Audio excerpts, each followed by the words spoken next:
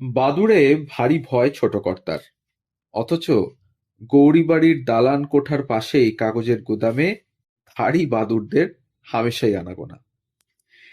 এ বাড়িতেও উড়ে আসে যখন তখন। বিরক্ত ছোট কর্তা দাদাকে বললেন, এখানে তো টেকা দায়। দাদা বলাই বক্সার মানুষ, তিনি কি বাদুড়ে ডরান? তার ছেলে অনিলও বক্সার, কাকার খুব ন্যাওটাও। দাদা বললেন, এক কাজ কর, তোর বক্সার ছেলেকে নিয়ে চলে যা, ওই বাদুড়দের বাসা ভেঙে দেবে। ছোট কর্তা বললেন, না না, সে হওয়ার নয়। এই বাড়ি বিক্রি করে অন্য কোথাও চলুন। বাড়িতে সবাই জানে, দুনিয়ার লোক ছোট্ট কর্তার একটো দেখে হেসে গড়ালেও তিনি আসলে বেশ রাশভারী লোক। তার কথার উপরে কথা চলে না। আর দাদার তিনি চোখের মণি। সাবেক ভিটে ছেড়ে গৌরী বাড়িতেই নতুন বাসায় উঠে গেল মুখোপাধ্যায় পরিবার। বাড়িটা আগের চেয়ে ছোট, কিন্তু ত্রিসীমানায় বাদুড়ের ছায়া নেই। সেটা 1947 সাল। সবে বছর দু তিন হলো সিনেমায় মুখ দেখিয়েছেন ছোট কর্তা। পেশাদার থিয়েটারে পা রেখেছেন বছর পাঁচেক আগে। শ্রীরঙ্গমে মায়া নাটকে গায়ক নায়ক চরিত্রে শিশির কুমার ভাদুড়িও ছিলেন সেই নাটকে তার দাদার চরিত্রে। পায়ের তলায় জমি যে খুব পোক্ত হয়েছে তা নয়, টুকটাক করে হলেও হাতে কাজ আসছে, এই যা। কমেডি অভিনয়কে মনে মনে অপছন্দই করতেন তিনি, কিন্তু কেই বা জানতো তিনি হয়ে উঠবেন বাংলা ছবির কিংবদন্তি এক কমেডিয়ান।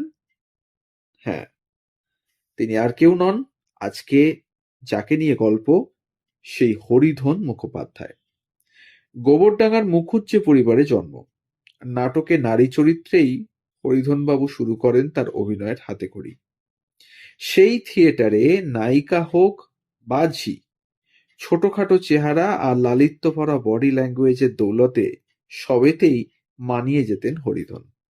কিন্তু যুবক বয়সে পৌঁছতেই ভালো চরিত্র অভিনেতার রোলে নিজেকে মেলে ধরতে চাইলেন তিনি। পছন্দ হলো সিরিয়াস অভিনয়। প্যাশনও ছিল বায়োস্কোপে অভিনয়ের। একদমই পছন্দ করতেন না কমেডি রোল। অমৃতলাল বসুর নাটক নিয়ে প্রথম খাস দখল ছবিতে হরিধন পেলেন মোসাহেবের চরিত্র। ছবি সুপার ফ্লপ।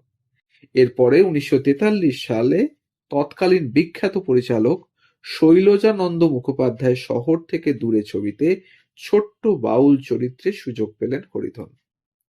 হরিধনের লিপে ধনঞ্জয় ভট্টাচার্যের কণ্ঠে রাধে ভুল করে তুই চিনলি না তোর প্রেমের শ্যামরায়, এই গানটি খুব জনপ্রিয় হলো। হরিধনকে নিয়ে গেলেন টালিগঞ্জ পাড়ায়, ঘুরিয়ে দেখালেন স্টুডিও পাড়া। তিনি বোঝালেন কমেডিতে টক্কর তত বেশি নয় যতটা সিরিয়াস অভিনয়, তাই ওটাই উপযুক্ত স্থান হরিধনের। তখন বাংলা ছবির কমেডিয়ান বলতে তুলসী চক্রবর্তী, ওদিকে নবদ্বীপ হালদার আর নৃপতি চট্টোপাধ্যায়। ভানু জহর তখনও আসেননি, শুরুও হয়নি উত্তম সুচিত্রা যুগ। ঠিক এমন সময়ে তুলসী, নবদ্বীপ, নৃপতিদের পাশে টক্কর দিতে ইন্ডাস্ট্রিতে প্রবেশ ঘটল হরিধন মুখোপাধ্যায়ের। লেজেন্ডারি শিক্ষক সম পরিচালক দেবকী কুমার বসুর হাত ধরে হরিধনের নতুন জন্ম হলো। 1944-এ দেবকী কুমার বসু ছবি করলেন সন্ধি, আর সেই ছবিতেই জন্ম হলো কমেডিয়ান হরিধনের। তার মুখে জয় মা জাপান জাপিনী ডায়লগ হয়ে গেল তুমুল হিট। এরপরে টালিগঞ্জ পাড়ায় এলো নবতারুণ্যের জোয়ার। 74 ছবিতে রোমান্টিক জুটি উত্তম সুচিত্রা সেনের অভিষেক। অন্যদিকে তুলসী মলিনা দম্পতির তুমুল হাস্যরস, সঙ্গে ভানু জহর অজিত, তিন নবীন কমেডিয়ানের আগমন। আর তাদের পাশে পাশে খিটখিটে তিতিবিরক্ত মেষ সদস্যদের ভূমিকায় হরিধন মুখোপাধ্যায়।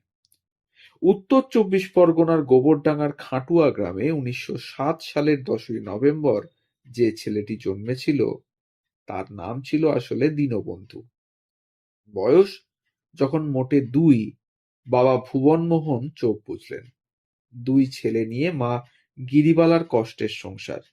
তবু ছোট ছেলেকে ভর্তি করিয়েছিলেন শ্যামবাজার এভি স্কুলে। নটনাট্যকার এবং রসরাজ অমৃতলাল বসু সেক্রেটারি। বার্ষিক অনুষ্ঠানে সিদ্ধার্থের গৃহত্যাগ নাটকের মহলায় ছোট্ট দীনবন্ধুর অভিনয় দেখে তিনি পিঠ চাপড়ে দিলেন। এদিকে সংসার চলে না। মাকে কিছু না জানিয়েই ১ টাকা নিয়ে লেবেন চুষের কারবারে নামলো দীনবন্ধু। বয়স মোটে ১১ কি ১২। শোভাবাজারের পাইকারের থেকে লেবেন চুষ কিনে স্কুলে বন্ধুদের কাছে বিক্রি করেন। কিছুদিনের মধ্যে ২৫-৩০ টাকা জমে গেল। বাহ, বেড়ে মজা তো। সে ঠিক করে ফেললো ব্যবসাই করবে। ছাত্রবৃত্তি পাশ করেই স্কুল ছেড়ে দিল। কিন্তু স্কুল ছাড়া মানে তো লেবেন চুষের কারবারও বন্ধ। সাবান পাউডার নিয়ে মাঠে নামলো, পিছলে গেল।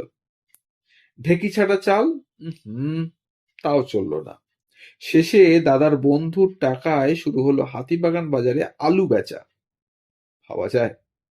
আর ফি সন্ধে, থিয়েটার, কবিগান, কীর্তন, পাঁচালির আসরে হাজিরা। অভিনয়েরও খুব শখ, তবে রামায়ণ গানটাই টানছিল বেশি।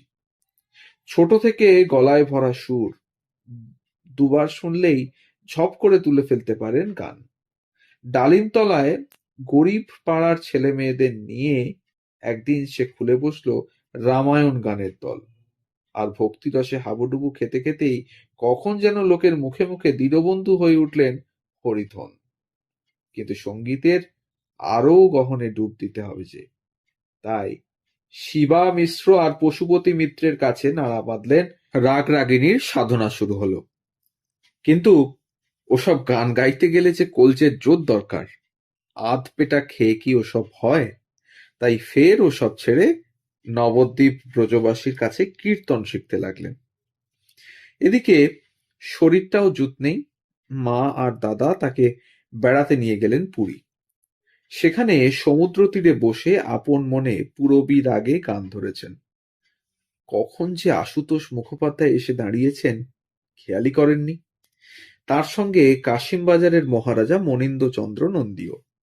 হরিধনকে বাড়িতে ডেকে নিয়ে গিয়ে গান শুনলেন তারা। খুব আদর আপ্যায়নও করলেন। কলকাতায় ফিরলেন। ক্যাম্পবেল হাসপাতালের, মানে এখন যা এনআরএস, ডাক্তারদের হস্টেলে সরস্বতী পুজোয় গান গাওয়ার ডাক পড়ল। সেখানে গিয়ে সাক্ষাৎ নলিন সরকার স্ট্রিটের অসিত ঘোষালের সঙ্গে। তারও নাটকের ভারী শখ। বন্ধু হয়ে গেলেন দুজনে। ইতিমধ্যে মিলনী ক্লাবে গিয়ে পরিচয় হয়েছিল অবনীন্দ্রনাথ ঠাকুরের সঙ্গে। তিনি একদিন হরিধনকে সঙ্গে করে নিয়ে গেলেন জোড়াসাঁকোর ঠাকুর বাড়িতে। রবীন্দ্রনাথকে গান শুনিয়ে এলেন। পরে ঠাকুর বাড়িতেই কবির সামনে মুক্তধারা নাটকে তিনি ধনঞ্জয় বৈরাগী সাজলেন। তার মুখে রইল বলে রাখলে কারে শুনে রবীন্দ্রনাথ বললেন, বাহ, তুমি তো বেশ ভালো গাও। অসিতদের বাড়িতেই খোলা হলো দীনবন্ধু সম্মিলনী। জোর কদমে নাটকের মহলাও শুরু হলো। বাড়ির গ্যারেজে স্টেজ বেঁধে করা হলো প্রথম নাটক ভক্তির ডোর। কিন্তু স্ত্রী ভূমিকা বর্জিত নিরামিষ নাটকে কি বেশি দিন মন ভরে? অথচ নারী চরিত্রে অভিনয় বা করবে কারা? একদিন লুকিয়ে লুকিয়ে মায়ের একখানা শাড়ি পরে ঘোমটা দিয়ে কপালে টিপ লাগিয়ে আয়নার সামনে নিজেকে দেখলাম খুঁটিয়ে খুঁটিয়ে। মন্দ লাগছে না তো, হাইটটাও শর্ট আছে। এভাবেই ভাবছিলেন হরিধন। ব্যাস, তাকেই সুখদা সাজিয়ে নামিয়ে দেয়া হলো পথের শেষে নাটকে। সেই শুরু। এরপর কত যে নারী চরিত্রে অভিনয় করেছেন। বিবাহ বিভ্রাটে জি, জোর বরাতে ঘটকি, মানময়ী গার্লস স্কুলের নিহারিকা এবং আলিবাবায় মর্জিনা। ভাগ্য ভালো ছিল কংগ্রেসের ভোট প্রচারে বন্দে মাতরম গাওয়ার সুবাদে ভোটার লিস্ট তৈরি করার কাজ জুটে গেল কলকাতা কর্পোরেশনে। ৪০ টাকা বেতন।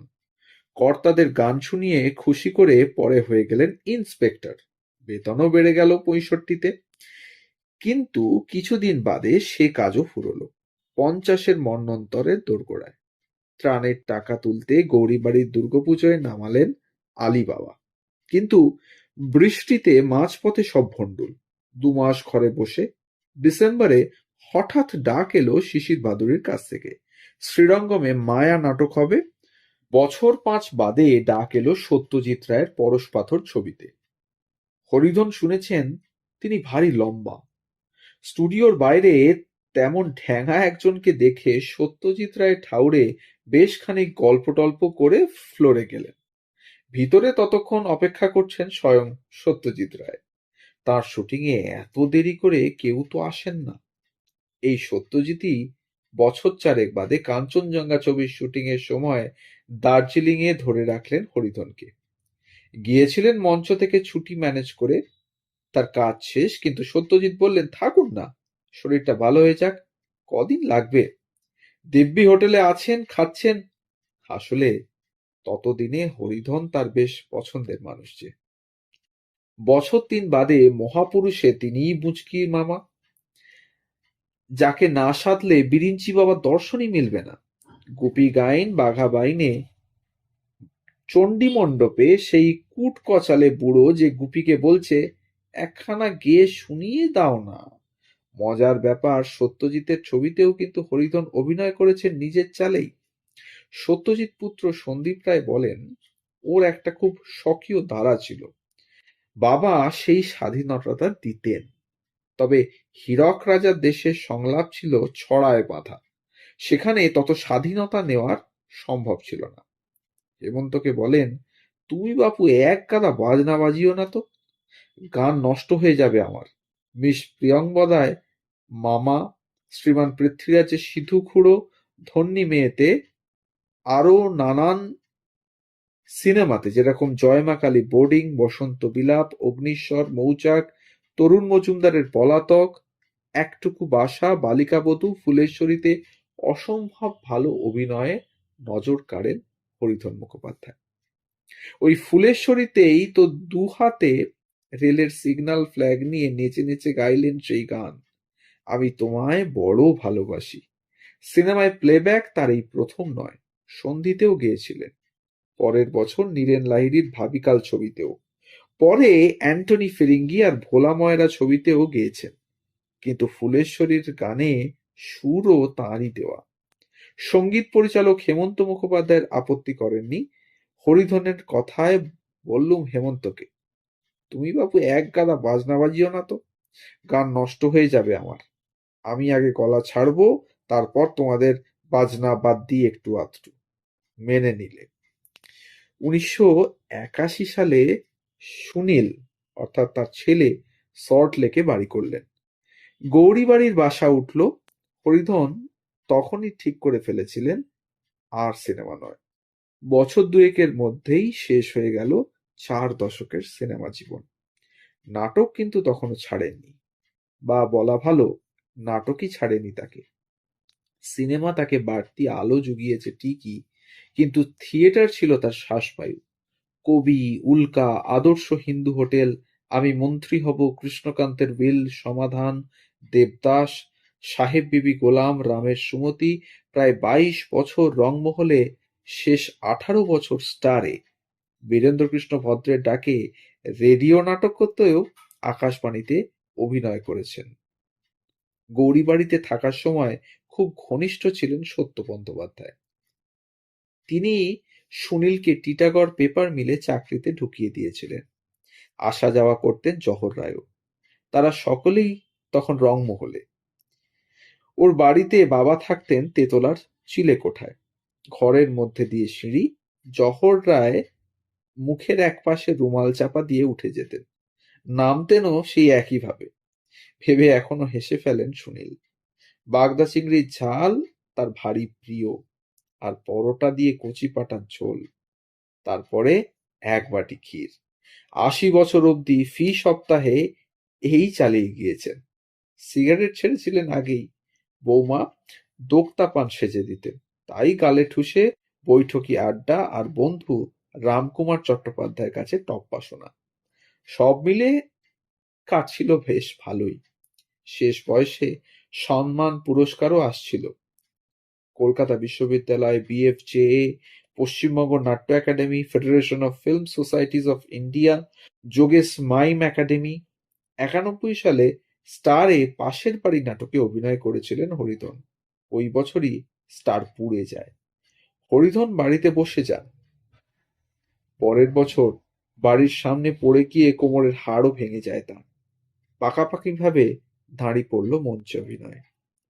এবার সত্যিই অবসর।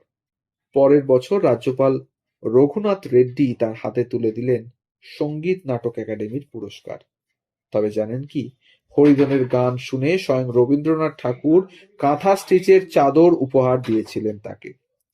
যে বছর দেশবন্ধু পার্কের সভায় এলেন মহাত্মা গান্ধী, তাকেও গান শোনালেন হরিধন। আজও গোবরডাঙ্গায় বিভিন্ন অনুষ্ঠানে স্বর্গীয় অভিনেতাকে এলাকার বাসিন্দারা স্মরণ করেন। যদিও তার কাজের সংরক্ষণ, প্রতিভার মূল্যায়ন হয়নি। জাত অভিনেতার ইতিহাস নিয়ে চর্চা নেই এই বঙ্গে। সত্যজিৎ রায়ের সঙ্গে কাজ করেও হরিধন পাননি তার প্রাপ্য সম্মান। তো এই ছিল আজকের গল্প, হরিধন মুখোপাধ্যায়ের গল্প, কিভাবে লেমন জুস বিক্রি করতে করতে হয়ে গেলেন অভিনেতা। আজকের গল্পে সেই উদাহরণই থাকলো। আমাদের চ্যানেলে নতুন হলে অবশ্যই আমাদের চ্যানেলটিকে সাবস্ক্রাইব করে পাশে থাকবেন, বেল আইকনটিকে প্রেস করে নেবেন, কমেন্টের মাধ্যমে জানাবেন আমাদের গল্পগুলো কেমন লাগছে। যদি ভালো লাগে একটা লাইক করবেন আর একটু শেয়ার করবেন আমাদের গল্পগুলো আপনাদের কাছের মানুষদের সাথে। তাহলে সবাই ভালো থাকুন, সুস্থ থাকুন আর শুনতে থাকুন গল্প যেখানে সত্যি। প্রতিদিন থাকছে নিত্য নতুন নানাবিধ তথ্য সমৃদ্ধ গল্প। ঠিক সকাল ৯টা থেকে ৯টা ৩০ মিনিটের মধ্যে আমরা পোস্ট করি।